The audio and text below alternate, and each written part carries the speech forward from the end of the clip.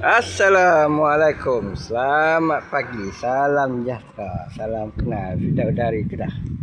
Hari ini Fida menjaga dekat gerai, dekat berdekatan dengan perumahan Bandar Baru Berjaya. Hari ini macam-macam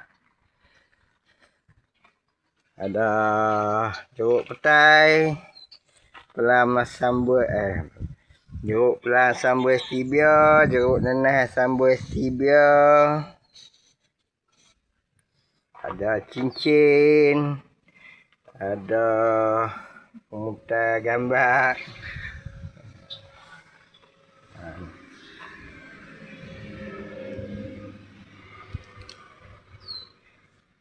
ada sabun minyak.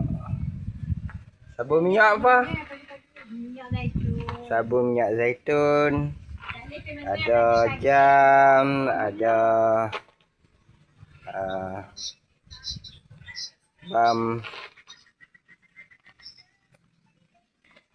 ada bam bidara,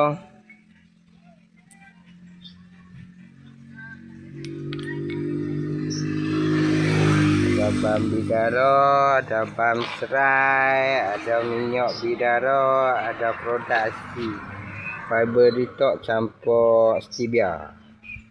Satu balam ni, satu bekas ni RM100.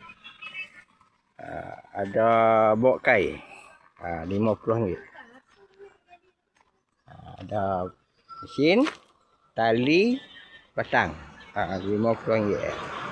Sebelah Fida Niaga ada jual nasi lemak. Ada nasi lemak bilis telur, nasi lemak ayam sambal, nasi lemak ayam gelicak, ada bihun, cicak-cicak.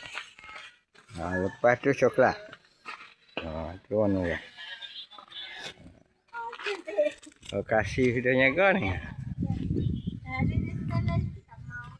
Tu sekolah kebangsaan Bandar Baru Berjaya. Ni